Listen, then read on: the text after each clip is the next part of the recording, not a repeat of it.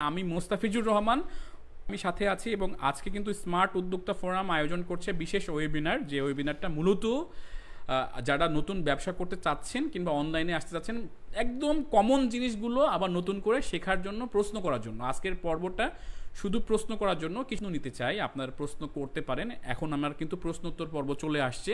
প্রশ্ন দুইভাবে করতে পারেন। যারা গুগল মিটে আছেন তারা লিখিতভাবে ইনকল মেসেজ বলে অপশন রয়েছে, সেখানে লিখিতভাবে দিতে হবে অবশ্যই। আর যারা ফেসবুকে লাইভ দেখছেন তারাও চাইলে কিন্তু কমেন্টের মাধ্যমে আপনি কিন্তু প্রশ্ন করতে পারেন। আমি প্রশ্নগুলো নিব ইনশাল্লাহ। একটু প্রাপ্তি স্বীকার করতে চাই আমাদের সাথে কে কে আছেন। আমাদের সাথে অনেকেই যুক্ত আছেন, তো সেই ক্ষেত্রে এখানে অনেকেই কমেন্ট করছেন। আমি একদম উপর দিকে চলে যাচ্ছি। যারা কমেন্ট করেছে জি ভাইয়া, ভিত্তি মজবুত আছে, আমার ভিত্তি মজবুত আছে, আমি সহজে ভেঙে পড়ি না, জি মজবুত আছে, ভিত্তি মজবুত আছে, পেজে বুস্ট করিনি আল্লাহর রহমতে। আচ্ছা, আল্লাহর রহমত, আল্লাহ পাক এর অশেষ রহমতে নিজের প্রতি আস্থা মজবুত। 10,000 টাকা বিনিয়োগ করেছে আখি রয়। গুরুত্বপূর্ণ বিষয়, সত্যি বলতে আমাদের অনেকের ভিত্তি শক্ত নয়। তারপরে ভিত্তি শক্ত বিষয়টা কি তা একটু আলোচনা করবেন, আমাদের ক্লিয়ার হয়ে যাবে। আচ্ছা, অবশ্যই। এখানে 2 মিনিট আগে আলহাজ রিয়াদ আহমেদ ভাই বলেছে ভিত্তি মজবুতের ব্যাপারটা কি। আচ্ছা দেখুন, ভিত্তি মজবুতের জন্য আপনারা ফ্রিতে একটা টিপস মানে আপনাদের দিয়ে দিচ্ছি। এই পুরো জিনিসটার জন্য টাকা খরচ করতে হবে না। আমি যে ক্লাসে সবসময় একটা একটা একটা ইয়া করি, মানে বলি, সেটা হচ্ছে যে হাতের কাছে ভরা কলস তৃষ্ণা মেটে না। এই কথাটা আমি বলি এই জন্য যে আমাদের হাতের কাছে ভরা কলস আছে কিন্তু আমরা তৃষ্ণা মিটছে না। মোস্তাফিজুরের মতো এরকম 5-6 জনের সাথে পরিচিত হন, তাদের নাম্বার, হোয়াটসঅ্যাপ নাম্বার, তাদের প্রতিষ্ঠান, মাঝে মধ্যে খোঁজখবর নেওয়া, আপনি যা ব্যবসা করেন সেই ব্যবসা ব্যাপারে তাকে অবগত করা, একটা ফ্রেন্ডশিপ করে ফেলা, যাতে করে আপনাকে সে চেনে। যেমন আমি আপনাকে চিনি কেন, যেমন রিয়াদ ভাইকে আমি চিনি, এবং রিয়াদ ভাই যদি রাজশাহীতে এসে বলে, কিংবা রাজশাহী থেকে আমাকে ফোন দিয়ে বলে যে ভাই আসেন এক কাপ চা খাই, আমি কিন্তু যাব। একদিন হোক, 2 দিন হোক, কিংবা 3 দিন হোক, পরে আমি যাব, তার সাথে চা খেতে যাব। ওই চা খেতে খেতে যে গুরুত্বপূর্ণ বিষয়গুলো আলোচনা হবে, সেটা রিয়াদ ভাইয়ের জন্য অনেক বড় প্রাপ্তির। তার মানে ভিত্তি এটাও কিন্তু একটা, যে আপনার 5-6 জন ব্যক্তি আছে যাদের কাছ থেকে আপনি শিখতে পারেন। এটা কিন্তু একটা বিশাল ভিত্তি হতে পারে। যে আপনি ভুল সিদ্ধান্ত নিচ্ছেন কিনা এটা কিভাবে বুঝবেন? তো সেই ক্ষেত্রে আমাদের মতো যারা আছে তাদের সাথে একটু পরিচয় হলেন, তাদের সাথে একটু কমিউনিকেশন করলেন। আর আমরা খুবই কমিউনিকেশন লেজি, মানে এত বেশি আমরা স্মার্ট দুনিয়াতে এঙ্গেজ হয়ে গিয়েছি, এত বেশি স্ক্রল করি যে আমরা নতুন মানুষের সাথে যে পরিচিত হতে হবে এটাও যে একটা কাজ, সেটা কিন্তু আমরা করি না। তাতে করে হচ্ছে কি যে নিজের ভিতরে নিজেই আবদ্ধ হয়ে যাচ্ছি এবং একটা সাইকোলজিক্যাল ট্রমার ভিতরে চলে যাচ্ছি। না মানে আমি স্ক্রল করছি, অযথা সময় পাস করছি, ঘন্টার পর ঘন্টা ফেসবুকে আছি, ঘন্টার পর ঘন্টা আমি টিকটকে আছি, কিংবা ভিডিও দেখছি ইউটিউবে, কিন্তু নতুন মানুষের সাথে আজকে কার সাথে আমার কমিউনিকেশন হয়েছে এটা কিন্তু হয়ে ওঠে না। সেজন্য এটা 1 নাম্বার টিপস। ভিত্তি মজবুত করা 2 নাম্বার টিপস হচ্ছে যে এই যে দেখেন, আপনি যখন প্রশ্ন করেন ই কথা সি কথা দে বুবু একটু আলাপাতা, একটা আমাদের বাংলা প্রবাদ আছে, মানে এ কথা সে কথা দে বুবু একটু আলাপাতা। 2 মুরব্বী গল্প করতেছে, গল্প করতে করতে ওর মনের ভিতরে এটাই আসতেছে যে একটু আলাপাতা খাবে। আগেকার মানুষ তো ওই যে আলাপাতা টাইপের নিত, তো সেক্ষেত্রে যে এই কথা সেই কথা একটু আলাপাতা দে, ব্যাপারটা এরকম। তা আপনি যে সেমিনার, যে ধরনের ক্লাস হোক না কেন, যে ধরনের বিষয় হোক না কেন, সেখানে ধাপ করে বসে যাবেন এবং মেন্টর, প্রশিক্ষক যাই বলুক না কেন, আপনার যে প্রবলেমটা আছে, আপনি যেটা ভুগছেন, সেইটা বলছে ভাই আপনি যাই বলেন না কেন, আপনার ক্লাস আমার ভালো লাগছে, আমার এই সমস্যা একটু সমাধান দেন। মানে আপনাকে বেহায়ার মতো হোক, অন্য কি মনে করলো, অন্যরা কি মনে করলো, যে টপিকের বাইরেই সে প্রশ্ন করে ফেলছে, এটা পরোয়া করবেন না। তার মানে 2 নাম্বার টিপস হচ্ছে যেখানেই তথ্য পান, কোনো এক্সপার্টের, যেমন আজকে আমার সাথে কথা বলতে কিন্তু কোনো ফি দিতে হবে না আপনাকে, আজকে আমাকে প্রশ্ন করার জন্য কোনো ধরনের কোনো কিছু করতে হবে না, কিন্তু আমি ঠিকই প্রশ্ন আপনার নিতে পারবো। তো সেই জন্য অবশ্যই যেটা করবেন, যখনই ইনফরমেশন কোথাও শেয়ার হচ্ছে তখনই আপনার প্রবলেমটা ভালো করে গুছিয়ে তুলে ধরবেন, দেখবেন যে কোনো না কোনো প্রশ্নের উত্তর পাবেন। এই 2টা টিপস আপনারা কাজে লাগাবেন, দেখবেন যে বেশ ভালো কাজে দিবে। আচ্ছা, আমি অনলাইনে নতুনভাবে কিছু করতে চাই, ব্যবসায়ী হিসাবে ইনভেস্টও করব, বর্তমানে একটি ফেসবুক আইডি ছাড়া আর কিছুই নাই, আমি সামনে কিভাবে শুরু করতে পারি পরামর্শ চাই, বাপ্পি দাস বলেছে। ধন্যবাদ বাপ্পি দাস। পর্যায়ক্রমে আমি সবার কাছে যাওয়ার চেষ্টা করব। আমি কয়েকটা প্রশ্নের উত্তর আগে দিয়ে নিই।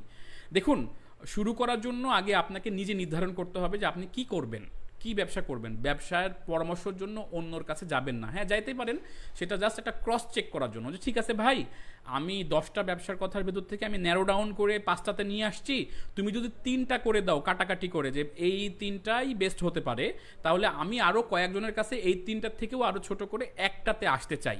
মানে এই যে দৌড়ঝাঁপের যে ব্যাপারটা, একাধিক মানুষের কাছে গিয়ে বাজার বিশ্লেষণ করাটা, সেটা কিন্তু খুবই খুবই জরুরি।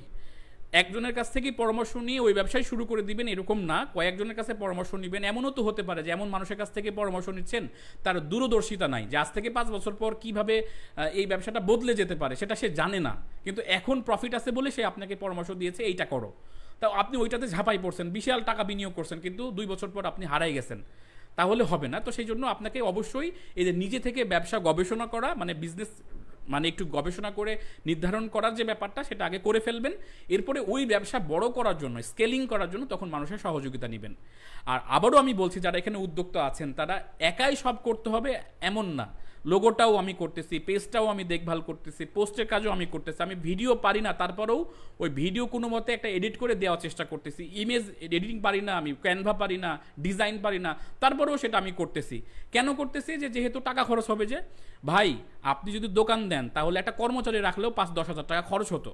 এরকম প্রচুর বাংলাদেশে এজেন্সি আছে, 5 থেকে 10 হাজার টাকায় পুরো মাস আপনি সার্ভিস নিতে পারবেন একটা টিমের, মানে একজনের না, একটা টিমের সাপোর্ট নিতে পারবেন। সেটা ভিডিও হতে পারে, ইমেজ হতে পারে, রেগুলার আপডেট হওয়া হতে পারে, সব কিছু দিয়ে আপনি 10 হাজার টাকা বিনিয়োগ করে প্রত্যেক মাসে আপনি কন্টেন্ট দিয়ে সহযোগিতা নিতে পারেন। এরকম প্রচুর এজেন্সি আছে যাদের কাছ থেকে আপনি কন্টেন্ট নিতে পারেন, ভিডিও নিতে পারেন। তো আপনি সব কিছু নিজেই করবেন, এরকম ক্যালকুলেশন কেনই প্রথম থেকে করে আসছেন? কারণ আপনি ওইটা পারেন না, আপনি পারেন ব্যবস্থাপনা করতে, হয়তো বা ব্যবসাটাকে দেখভাল করবেন, কোথায় কিভাবে যাচ্ছে, প্যাকেজিং ঠিকভাবে হচ্ছে কিনা, তদারকির ক্ষেত্রে আপনি কাজ করতে পারবেন। কিন্তু একজন ডিজাইনারের কাজ আপনি কেন করবেন? আপনি একজন হচ্ছে ডেভেলপারের কাজ আপনি কেন করবেন? কারণ আপনি টাকা সেভ করার চেষ্টা করছেন, আপনি ব্যবসায় বিনিয়োগ করার চেষ্টা করছেন না। তাই আমি বাপ্পি ভাইকে বলবো, প্রথমে ব্যবসায় বিনিয়োগের ব্যাপারটা না নিয়ে এসে আগে ব্যবসা কোনটা নির্বাচন করছেন সেটা জানাবেন, এবং ন্যারো ডাউন করে একজন এক্সপার্টের কাছে বসে সেটা ক্রস চেক করে তারপরে একটা ব্যবসায় বিনিয়োগ করার চেষ্টা করবেন। আচ্ছা, এখানে আখি রয় বলেছে 2,000 টাকা দিয়ে শুরু করে এখন 10,000 টাকা হয়েছে। ধন্যবাদ আখি, আপনার ব্যবসা বড় হচ্ছে দেখে ভালো হচ্ছে। কতদিনে হয়েছে জানাতে ভুলবেন না। এবার আমি একটু গুগল মিটের যে প্রশ্নগুলো সেটা একটু দেখে ফেলি। অনেকেই প্রশ্ন করছেন, স্যার বর্তমানে অ্যাড অ্যাকাউন্টে, আচ্ছা এখানে বলেছে যে মোস্তফা কামাল বলেছে যে স্যার বর্তমান অ্যাড অ্যাকাউন্টে কস্টের পরিমাণ যেভাবে বাড়ছে, নতুনরা কিভাবে বিজনেস শুরু করবে? যাদের পুঁজি কম, পুঁজি মাত্র 50,000 আছে, দয়া করে পরামর্শ দিলে ভালো হয়। খুবই দারুণ প্রশ্ন করেছে মোস্তফা কামাল ভাই। দেখুন, অ্যাড অ্যাকাউন্ট বলেন আর যে সব ধরনের কস্টিংই বেড়েছে, শুধুমাত্র অ্যাডের কথা কেন বলছেন? বিজ্ঞাপনের কস্টিং থেকে শুরু করে সব ধরনের কস্টিং বেড়েছে, এটা তো কমার দিকে তো নাই, আরও বাড়ার। এই যে কিছুদিন আগে একদম ডাইরেক্ট 8 টাকা বেড়ে গেছে, তার সাথে ভ্যাট ট্যাট সহকারে প্রায় 13-14 টাকা বেড়ে গেছে এক ধাপে, মানে একদিনের মধ্যে আর কি। তো আপনি বলেছেন যে যাদের কম পুঁজি, কম টাকা, তারা কিভাবে হচ্ছে এই টিকে থাকবে আর কি। দেখুন, কস্ট মিনিমাইজেশনের অনেকগুলো পন্থা আছে। যেমন আমি একটা ছোট্ট উদাহরণ দিই, সেটা হচ্ছে লুক লাইক অডিয়েন্স রিটার্গেটিং। এটা একটা খুবই খুবই কার্যকর মাধ্যম। কীরকম? যে আপনি মনে করেন 50,000 টাকা বিনিয়োগ করেছেন মার্কেটিংয়ের জন্য, কথার কথা আমি এটা উদাহরণস্বরূপ বলছি, আবারও 50,000 টাকা বিনিয়োগ করে সেল জেনারেট করতে হবে এরকম না। কারা আপনার ক্রেতা সেটাকে কিন্তু ফেসবুকের অ্যালগরিদমে নিয়ে এসে সেই ক্রেতাগুলোকে আলাদা করে তাদেরকেই শুধু বিজ্ঞাপন দেখানোর ব্যবস্থা, মানে আগের তুলনায় খরচ কমে যাবে। প্রথমবার 50,000 টাকাতে যে পরিমাণ আপনি সেল পাইছেন, পরের বার যদি এটা টেকনিক্যালি করেন সেটা অর্ধেকে নেমে যাবে। তার মানে কস্ট মিনিমাইজ করার অপশন আছে, কিন্তু আমরা ডাইরেক্ট এগুলো বুঝি না। কোনো এজেন্সির মাধ্যমে করায়, তারাও এরকম ফাঁদ পেতে বসে থাকে। ব্যাপারটা সবাই এরকম না, কিছু কিছু প্রতিষ্ঠান আছে যে মানে ভালো করছে আর কি। তো সেক্ষেত্রে এমন করবেন যে আমি কিভাবে এটাকে মিনিমাইজ করব, এই ব্যাপারটা প্রথমে ভাববেন। দ্বিতীয় বিষয় হচ্ছে যে বুস্টিং বলেন, কন্টেন্ট বলেন, এই যে পুরো ফানেলের যে ব্যাপারটা, সেটা নিজে শেখার চেষ্টা করবেন। এটা সময় দেন, মানে 1 বছর প্রয়োজনে সময় দেন, 1 বছর সময় দিয়ে পুরো বিষয়টা শেখার চেষ্টা করেন, তাহলে কিন্তু আপনার অনেকখানি খরচ কমে যাবে। আর বুস্টিং অন্যর কার্ডের তুলনায় নিজেই একটা কার্ড তৈরি করবেন। বেসিক যে নেসেসারি যে বিষয়গুলো রয়েছে, যেমন হচ্ছে একটা পাসপোর্ট থাকা, তারপরে হচ্ছে একটা কার্ড থাকা ডুয়েল কারেন্সির, তারপরে একটা অ্যাড ম্যানেজার থাকা, এগুলো কিন্তু এখনকার সময় খুব বেশি কষ্টকর বিষয় না। এগুলো যদি আপনি মনে করেন যে আমি নিজেই করে ফেলবো এবং কয়েকদিন একটু সময় দিব, তাহলে কিন্তু আপনি আপনার নিজের বুস্টিং আপনি নিজেই করতে পারবেন, অন্যকে দিয়ে করাতে হবে না। এতেও কিন্তু অনেকখানি খরচ আপনার সেভ হবে। তাই আমি পরামর্শ দিব যে আপনি অবশ্যই যখন বুস্টিংয়ের ব্যাপারটাতে যাবেন কিংবা মার্কেটিংয়ের ব্যাপারটাতে যাবেন, রিটার্গেটিংয়ের ভিতরে আসবেন এবং বেশ কিছু অ্যালগরিদমের যে ব্যাপারগুলো রয়েছে, যে আমি একই ইমপ্রেশন যারা অ্যাকচুয়ালি আমার ক্রেতা তাদেরকেই আমি দেখাতে চাই, তাহলে আপনার অনেকখানি সেভ হবে। এটা শুধু একটা টিপস, আরও টিপস আছে, সেটা আমরা পর্যায়ক্রমে ইনশাল্লাহ দিব। আরও আমাকে প্রশ্ন করেছেন, বলেছেন যে হচ্ছে আতিক ইয়াসির বলেছে, আসসালামু আলাইকুম স্যার, আমরা অবস্থা খুব খারাপ, 7-8 হাজার বাজেটে অনলাইন বিজনেস স্টার্ট করতে চাচ্ছি, কিভাবে কি করতে পারি, পরামর্শ দেন। আচ্ছা আতিক ভাই, আপনার মাধ্যমে আমি আরও সবাইকেই একটা পরামর্শ দিতে চাই, যে যাদের বাজেট 10,000-5,000 টাকার ভেতরে, কিংবা দেখা যাচ্ছে যে 15-20 হাজার টাকার ভেতরে যাদের বাজেট, তারা একটা কাজ করতে পারেন। সেটা হচ্ছে যে ফিজিক্যাল প্রোডাক্ট না বিক্রি করে ডিজিটাল প্রোডাক্ট বিক্রি করেন, যেখানে আপনার বিনিয়োগ খুব কম লাগবে। যেমন হতে পারে একটা ইবুক, যেমন হতে পারে কোনো একটা সফটওয়্যার, যেমন হতে পারে কোনো একটা ধরেন মনে করেন কাজের জিনিস, যেমন ধরেন আপনার বাসায় যে ডিশের লাইনটা চলে কিংবা ইন্টারনেটের যে লাইনটা আপনার চলে, তো সেটার জন্য আপনি কি প্রত্যেক মাসে টাকা দেন, এটা হাতে তো কেউ বুঝে দেয় না, এটা আপনাকে একটা লাইন ফি নেয় তারা, তার মানে এটা digital product, service subscription charge তারা নিচ্ছে। তো ফিজিক্যাল প্রোডাক্টের পাশাপাশি প্রচুর পরিমাণে ডিজিটাল প্রোডাক্ট অনলাইনে আছে, যেটা মানুষের কাজে দেয়, মানুষের সমস্যার সমাধান করে, এরকম টাইপের প্রোডাক্ট আপনি বিক্রি করতে পারেন। এই যে ডিজিটাল প্রোডাক্ট সেল করার যে প্রবণতা, এটা আগামী 1-2 বছরের মধ্যে এটার একটা বিশাল বাজার তৈরি হতে যাচ্ছে।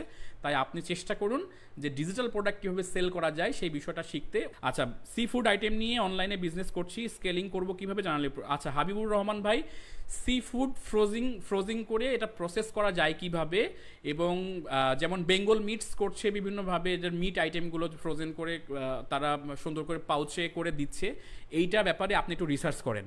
স্কেলিং করতে হলে ফ্রোজেন আইটেমগুলোকে আপনার এমনভাবে আপনাকে সরবরাহ করতে হবে, সি ফুডের একটাই সীমাবদ্ধতা, সেটা হচ্ছে পরিবহন, মানে এটা ভালো করে নিয়ে যাওয়া, শুটকি ছাড়া আর কি, শুটকিটাও ভালো করে প্যাকেজিং করতে হয়। সি ফুড স্কেলিংয়ের জন্য প্যাকেজিং গুরুত্বপূর্ণ, প্যাকেজিংয়ের ব্যাপারে আপনি কাজ করেন।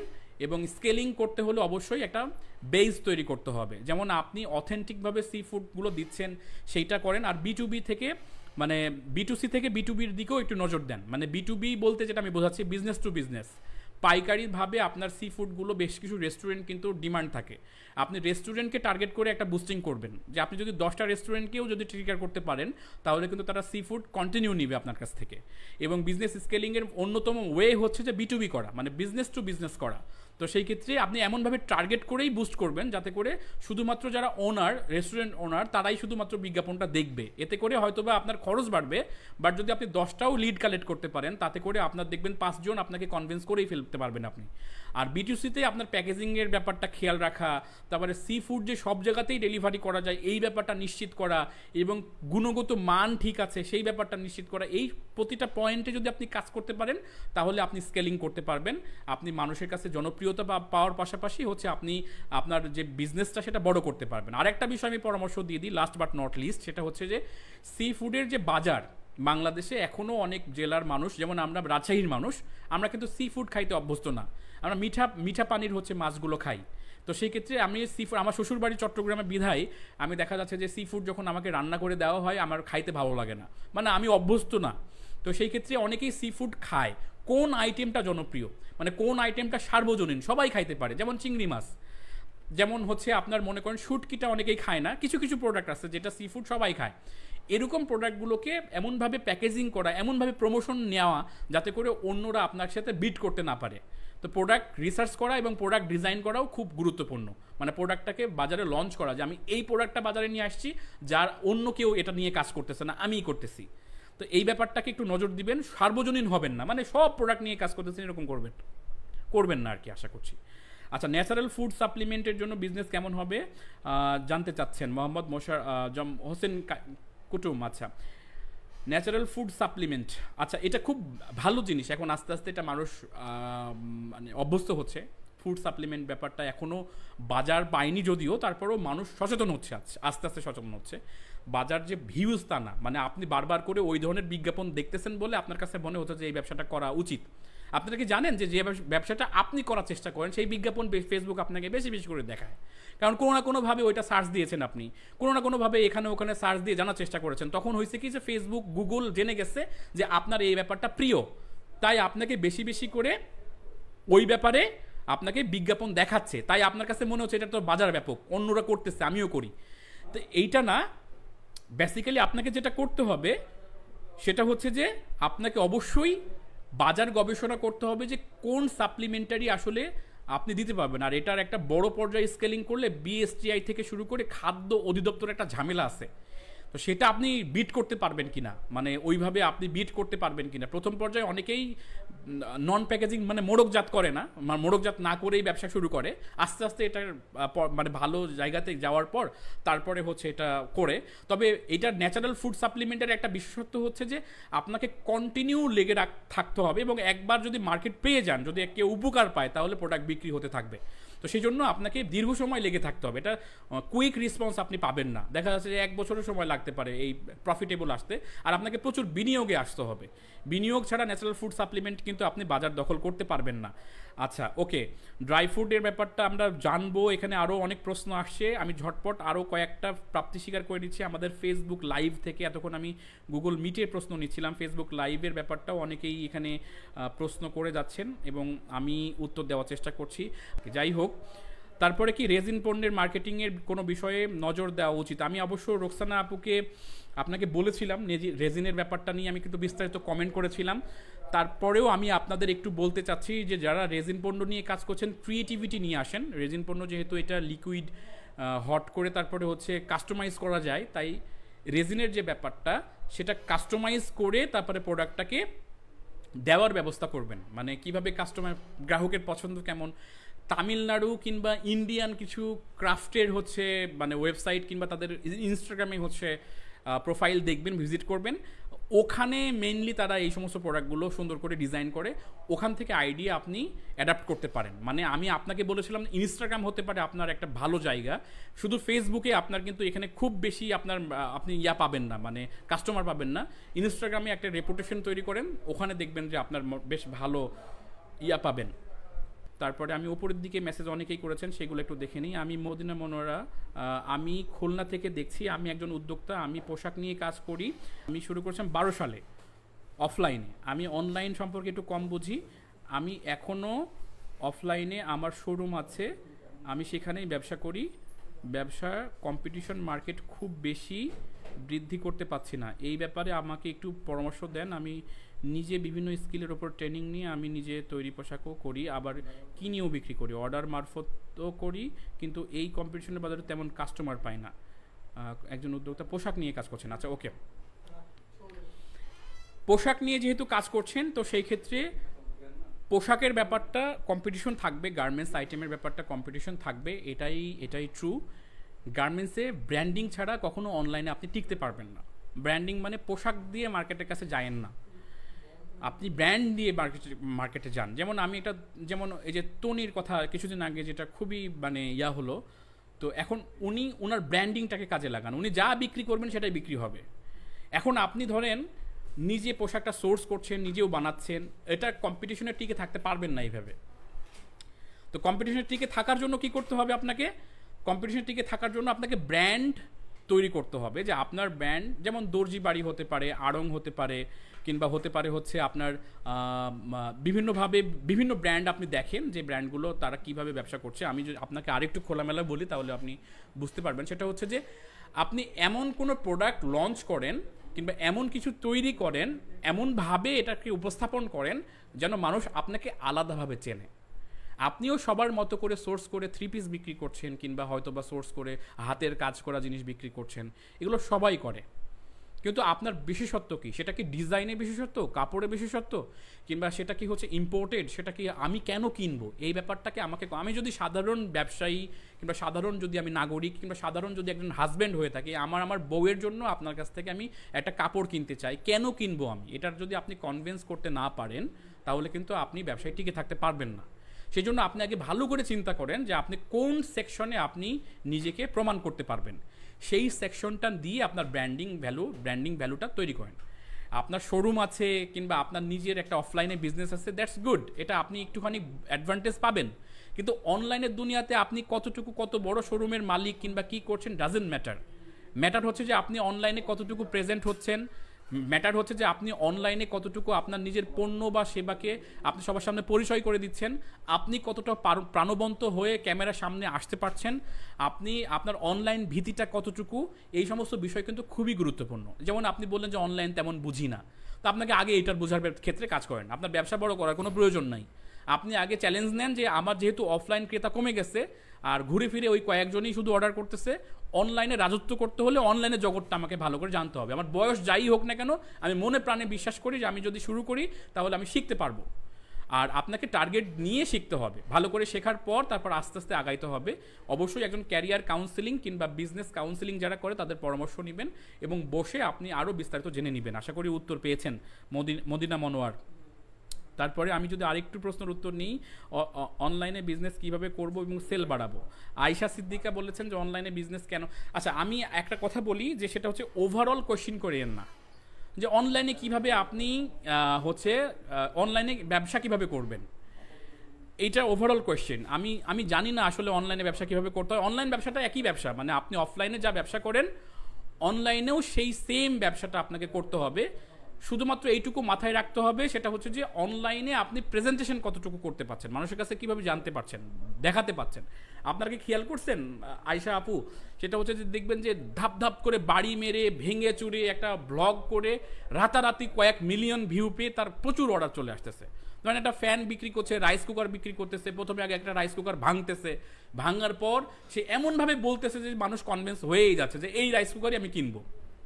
তাহলে তার প্রেজেন্টেশন ভালো ছিল বলে এক রাতের মধ্যে প্রচুর অর্ডার চলে আসছে। তো সেই ক্ষেত্রে আপনাকে আগে বুঝতে হবে যে মানুষের প্রবলেম আপনি সলিউশন করতে পারছেন কিনা, আপনার প্রেজেন্টেশন ভালো কিনা, এবং যদি আপনার নিজের না থাকে তাহলে অন্যকে হায়ার করতে পারছেন কিনা, এবং আপনি ভালোভাবে অনলাইনে আসতে পারছেন কিনা, সব মিলিয়ে এগুলো যদি আপনি নিশ্চিত করতে পারেন তাহলে অনলাইন ব্যবসা আপনার জন্য অবশ্যই লাভদায়ক হবে। আর সেল বাড়ানোর জন্য ওই যে বললাম কিছু কিছু কৌশল আপনাকে অ্যাডাপ্ট করতে হবে, অন্যের দেখেও শিখতে হবে। সেল বেশি হওয়ার জন্য পরামর্শ চাই। দেখুন, সেল বেশি হওয়ার জন্য আগে হোমওয়ার্ক করতে হবে। সেল তো এমনি এমনি পারবেন না। আচ্ছা, প্রথমত সেল বাড়ানোর জন্য কন্টেন্টটা খুবই জরুরি। আপনি কন্টেন্ট ভালো করছেন কিনা, রেগুলার কন্টেন্ট দিচ্ছেন কিনা, আপনার রিচ বাড়ানোর জন্য আপনি মার্কেটিংয়ের জন্য আপনি হচ্ছে খরচ করছেন কিনা, আপনি বিনিয়োগ করছেন কিনা সঠিকভাবে, আপনার ব্র্যান্ড ভ্যালু বাড়ানোর জন্য আপনার পেজটাকে ভালো করে সাজাচ্ছেন কিনা, আপনার ওয়েবসাইট আছে কিনা, আপনি মানুষের ভেতরে কতটুকু আস্থা অর্জন করতে পেরেছেন, মানুষ আপনার কাছে কিনতে কমফোর্ট ফিল করে কিনা, আপনি মানুষের সাথে কতটুকু পরিচিত হতে পেরেছেন, কয়েকজন ভাই বোনেরা ছাড়া, কয়েকটা গ্রুপের মেম্বার ছাড়া আপনাকে কতজন বাইরের মানুষ চেনে, নতুনভাবে প্রতিদিন নিজেকে উপস্থাপন করতে পারছেন কিনা, এবং নিজের ক্রিয়েটিভিটির মাধ্যমে আপনার পণ্যটাকে সুন্দর করে উপস্থাপন করতে পারছেন কিনা, এই পুরো জিনিসটাকে কিন্তু সেল বাড়ানোর জন্য একটা বিশাল ব্যাপার। আবার আপনি যে কাপড়টা দেখাচ্ছেন, আমি জীবনেও তো ওই কাপড় কিনবো না, কারণ আমি এরকম শত শত লাইভ দেখি, শত শত এরকমভাবে আমার সামনে আসে, এই নেন এটার কোন কোন কালারের নেবেন, একটু স্ক্রিনশট নিয়ে আমাকে জানান। তো যতক্ষণ আমি একটা বিশেষ কোনো কথা না শুনবো, যতক্ষণ আপনি বিশেষ, এমনও আছে মানুষ যে ইমোশনাল হয়েও কেনে, মানুষ যে তার দরকার নাই তারপরও কিনতেছে, কিন্তু আপনি তো আমাকে ইমোশনাল করতে পারছেন না, না আমাকে ইমোশনাল করতে পারছেন না, ভ্যালু দিতে পারছেন না, আমি আমার পকেটের টাকা সেভ করতে পারছেন, আপনি কোনো কিছুই করতে পারছেন না, তাহলে আপনি সেল বাড়াতে পারবেন না। তো সেল বাড়ানোর জন্য কোনো না কোনোভাবে আমার মাথায় আপনাকে একটা ক্লিক করতে হবে যে হ্যাঁ আমার কাছ থেকেই কিনলে তুমি এই সুবিধা পাবা। তো সেই ক্ষেত্রে এই সুবিধার জন্য আপনাকে কোনো না কোনো রাস্তা আপনাকে বের করতেই হবে। আর যদি এটা নিজে না পারেন তাহলে কয়েকজনকে হায়ার করে প্ল্যান করে তারপরে আগান। একটা ফুটবল টিম যেন একটা টিম ওয়ার্ক করে গোলটা দেয়, ঠিক তেমনি আপনার গোল দেওয়ার ক্ষেত্রেও আপনাকে এমনভাবে করতে হবে। আমি যেটা বলছিলাম যে এই যে এগুলো যে আপনি শুধু শুনে গেলেন, আমি বিশ্বাস করি যে এখানে যারা শুনতেছেন তারা শুধু শুধু এগুলো শুনছেনই, মানে এগুলো নোট করছেন না। আমি কি বললাম আপনাদের, আমি আবার পয়েন্ট করে দিচ্ছি। 1 নম্বর, কন্টেন্ট ভালো কিনা। 2 নম্বর, কন্টিনিউ আপনি কন্টেন্ট দিচ্ছেন কিনা। 3 নম্বর, প্রেজেন্টেশন কেমন, আপনি কি রেগুলার ভালো প্রেজেন্টেশন দিচ্ছেন। 4 নম্বর, আপনার পণ্যটা মানুষের সমস্যার সমাধান করছে কিনা। 5 নম্বর, আপনি মানুষকে ইমোশনালি মানে বোঝাতে পারছেন কিনা যে এই প্রোডাক্টটা তার জন্য গুরুত্বপূর্ণ। 6 নম্বর, এই প্রোডাক্টটা তার জীবনে কি ভ্যালু অ্যাড করছে, মানে ওই কাস্টমারের জীবনে কি ভ্যালু অ্যাড করছে সেটা কি করতে পারছে কিনা। 7 নম্বর, আপনি মানুষের সাশ্রয়ী করছেন কিনা, মানে টাকার ব্যাপারে আপনি সাশ্রয়ী হচ্ছেন কিনা সেইটা। এই বিষয়গুলো আপনাকে অবশ্যই জানতে হবে। কোনটা অ্যাওয়ারনেস সেটা আপনাকে বুঝতে হবে। এই যে 7-8টা পয়েন্ট বললাম, এই পয়েন্টে কাজ করলেই কিন্তু আপনার মোটামুটি সেল বাড়ার কথা আর কি। আচ্ছা, একদম ঠিক বলেছেন। আচ্ছা, নিজের আইডিয়াতে এঙ্গেজ কমে যায়, নিজের আইডিতে এঙ্গেজ কমে যায়, পরামর্শ দিবেন কীভাবে বাড়াতে পারি। আবিদা আপু প্রশ্ন করেছেন, আইডি কেন্দ্রিক ইংগেজ না রাখাই ভালো। মানে আইডি ডিজাইনই করা হয়েছে ব্যক্তিগত জীবন প্রেজেন্টেশন করার জন্য। প্রফেশনাল মুড যদিও অন করার ব্যবস্থা আছে এখন, তারপরেও আইডি ফেসবুক এমনভাবে ডিজাইন করছে এটা ব্যক্তিগত জীবনটাকে হাইলাইট করবে, মানুষ ওইটাই দেখবে যেটা আপনার ব্যক্তিগত জীবনে আপনি বেশি বেশি করছেন। তো সেই ক্ষেত্রে আপনি আইডির ইংগেজ বাড়ানোর জন্য একটা কৌশল হচ্ছে যে ব্লু টিক কিংবা ব্লু ব্যাজ নেওয়া। এটা যদি আপনার পাসপোর্ট কিংবা এনআইডি কার্ড, যদি স্মার্ট এনআইডি কার্ড থাকে, তাহলে প্রত্যেক মাসে 1300 থেকে 1500 টাকা, মানে 1000 টাকা থেকে 1500 টাকার মধ্যে খরচ হবে প্রত্যেক মাসে। ট্রাস্ট মি, এটা খুব কাজের জিনিস। মানে একবার যদি আপনি নেন তাহলে দেখবেন যে এটার ইংগেজ কতটা বাড়ে। এটা কিন্তু সত্যিই কার্যকরী। তো আমি বলবো যে ব্যবসার ক্ষেত্রে আইডির ইংগেজ বাড়ানোর কোনো দরকার নাই। তবে আপনি যেহেতু একজন ব্যবসার ওনার, তো সেই ক্ষেত্রে আপনার আইডির ইংগেজও লাগবে। কিন্তু ইংগেজ বাড়ানোর ক্ষেত্রে ম্যাক্সিমাম ক্ষেত্রে আপনি খেয়াল রাখবেন আপনার পেজটা। অনেকেই অভিযোগ করেন যে ভাইয়া পেজে পোস্ট করলে কিংবা স্যার পেজে পোস্ট করলে মানুষ দেখে না, কমেন্ট করে না, লাইক করে না, তাই আমি আইডিতেই করি। কারণ আইডিতে করলে অন্ততপক্ষে কিছু মানুষ দেখে। কারণ আপনি ওই যে একবার মানসিকভাবে একটা বুঝে গেছেন যে আইডিতে বেশি রিচ হয়, মানে হচ্ছে পেজে কিছু হয় না, তাই আপনি পেজকে গুরুত্ব দিচ্ছেন না। তো পেজ কি একদিনে গুরুত্ব দিলে কি আপনার এঙ্গেজমেন্ট বাড়বে? আপনি কন্টিনিউ 3 মাস গুরুত্ব দিতে হবে আপনাকে। মানে আপনি এমন কাজ করবেন যে পেজে পোস্ট করে ওটা আইডিতে শেয়ার করেন, আইডিতে পোস্ট করে পেজে শেয়ার করার কোনো প্রয়োজন নাই। তো সেই ক্ষেত্রে আপনাকে অবশ্যই আইডি কেন্দ্রিক ব্যবসা না করে পেজ কেন্দ্রিক ব্যবসা করেন, কারণ পেজই মডেলটাই ডিজাইন করা হয়েছে ব্যবসার জন্য, যেটা আপনি করতে পারেন। তো সেই ক্ষেত্রে এঙ্গেজমেন্ট বাড়ানোর জন্য ব্লু ব্যাজ নিতে পারেন আইডির ক্ষেত্রে। এঙ্গেজমেন্ট বাড়ানোর জন্য সিটিএ করতে পারেন। সিটিএ বলতে আমি যেটা বোঝাচ্ছি, একটু সবাই মন দিয়ে শুনবেন, আমি খুব গুরুত্বপূর্ণ একটা পয়েন্টের কথা বলবো। এঙ্গেজ বাড়বে কিভাবে? খাইলে খিদা লাগবে না, ঘুমাইলে চোখে দেখবেন না, এই সমস্ত কথাগুলো তো মানুষ জানে। এখন আমি আপনাকে বলতেছি যে আবিদা আপা, আপনার খাইলে কিন্তু খিদা লাগবে না, হ্যাঁ বুঝছেন, আবার মানে ঘুমাইলে কিন্তু আপনি চোখে দেখবেন না, বুঝতে পারছেন? হাঁচি করার সময় কিন্তু আপনাকে চোখ বন্ধ রাখতে হবে, বুঝছেন? এই কথাগুলো আমি বলতেছি, আপনিও হু ধরতেছেন, হ্যাঁ ভাই, হ্যাঁ। তার মানে এই কথাতে আপনার কোনো যায় আসে না। আপনি কি কোনো কিছু লাইক বা কমেন্ট আমাকে করবেন না, কারণ এই কথাগুলো আপনি জানেন। আমি এবার বলতেছি যে একই কথা, কি খাইলে অনেকক্ষণ ক্ষুধা লাগবে না বলেন তো, তাহলে না আমি এঙ্গেজ হব। কিংবা কিভাবে ঘুমাইলে আপনার সকালবেলা, এই যে আমাদের চোখে কেন ঘুম থেকে ওঠার পর চোখে যে দেখেন না, ঘুম থেকে ওঠার পর কেন চোখ দিয়ে যে বিভিন্ন ধরনের ময়লাগুলো সেটা দেখা যায় বলেন তো। কিংবা আপনি বলতেছে যে হাঁচি দেওয়ার সময় কেন চোখ বন্ধ করতে হয় জানেন? এই কথাগুলো আমি একটু জাস্ট ঘুরিয়ে বললাম। তার মানে এমন কোনো তথ্য দিচ্ছেন না, এমনভাবে আপনি লিখছেন না, মানুষ এঙ্গেজ কিভাবে হবে? যারা স্মার্ট উদ্যোক্তা ফোরাম থেকে আসছেন, আমার লেখাগুলো একটু পড়ে দেখেন। আপনি আমার পোস্টে কমেন্ট করতে বাধ্য, অন্ততপক্ষে একটা লাইক করবেন। কারণ কি?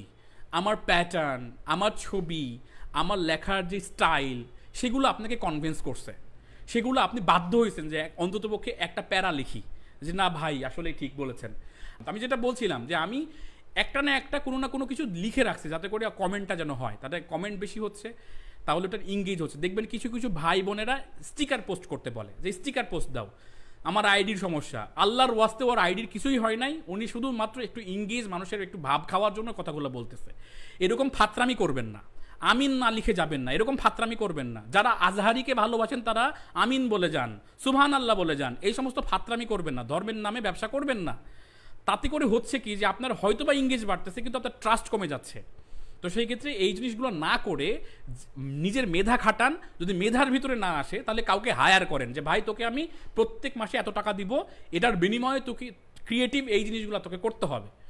আর আপনার ওই মানুষের কাছ থেকে কি নিবেন সেটাও আগে থেকে তালিকা করে রাখবেন, যে আমি তো জানি না যে একটা মানুষের কাছ থেকে কী কাজ আদায় করব, কিংবা একটা এজেন্সির কাছ থেকে কী কাজ আমি আদায় করব, আমার পেজের জন্য, আমার ব্যবসার জন্য ভালো, এটা তো আমি জানি না। তো সেই ক্ষেত্রে আমি জানবো কিভাবে যে এই জিনিসগুলো ওনার কাছ থেকে আদায় করব, সেটার জন্য আপনি অবশ্যই তালিকা করে রাখবেন আর কি। Okay fine.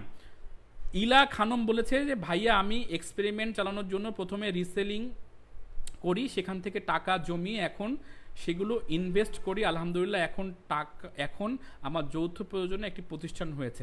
কি প্রতিষ্ঠান একটু জানাবেন আপু? এক্সপেরিমেন্ট করার জন্য কি রিসেল করেছেন কি সেটা জানাবেন। আর আলহামদুলিল্লাহ আপনার সফলতা শুনে আমি বরাবর মানুষের সফলতা শুনে ইন্সপায়ার্ড হই, ভালো লাগে, এবং সফলতা একটা অন্যরকম জিনিস। আমি ডিজিটাল মার্কেটিং সম্পর্কে কোনো অভিজ্ঞতা নাই, কীভাবে নিজের পেজে বিজনেস করব। আচ্ছা, ডিজিটাল মার্কেটিংয়ে অভিজ্ঞতা নাই, সাবিনা ইয়াসমিন বলেছেন।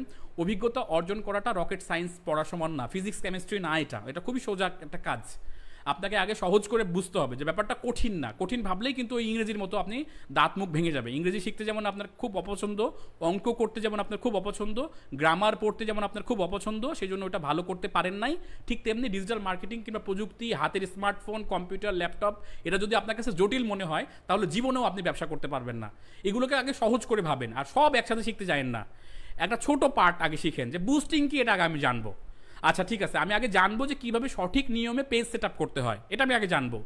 সুন্দর ব্র্যান্ডিং করার জন্য কিংবা আকর্ষণীয় ব্র্যান্ডিং করার জন্য ব্র্যান্ডিং জিনিসটা কি সেটা আমি আগে জানবো। কীভাবে অ্যাওয়ারনেস করতে হয়, কীভাবে মানুষের কাছে পৌঁছাতে হয়, এঙ্গেজমেন্ট, রিচ, ইমপ্রেশন, এই জিনিসটা কি এটা আগে আমি জানবো। এরকম করে সিঙ্গেল বাই স্টেপ কারো কাছ থেকে দাগাই নেবেন, প্রেসক্রিপশন লিখে নেবেন যে ভাইয়া আমাকে একটা তালিকা করে দেন যে কোন তালিকা অনুযায়ী হচ্ছে আমাকে শিখতে হবে। আমি এই ক্লাস শেষে অথবা এরপরে কোনো একটা পোস্টে কিংবা গ্রুপে আমি একটা তালিকা দিয়ে দিব, সেই তালিকা দেখে দেখে ধাপে ধাপে শিখবেন। আশা করি এতে আপনার ডিজিটাল মার্কেটিংয়ের দক্ষতা বাড়বে।